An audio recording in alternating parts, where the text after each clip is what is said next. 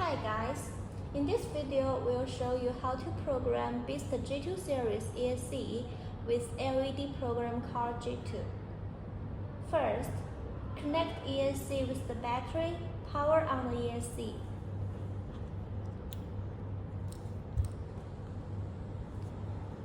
Second, plug ESC signal wire into the right socket of the LED. Wait for 2 seconds until LED is on. You are ready to program.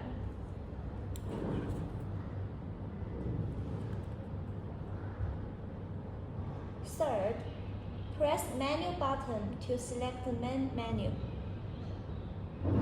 Press value button to select the sub-menu.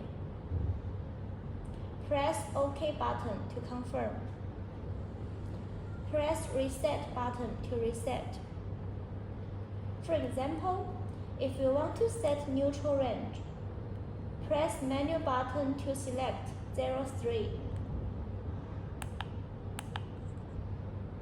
Press value button to select 03. Then press OK button. The ESC programming is completed.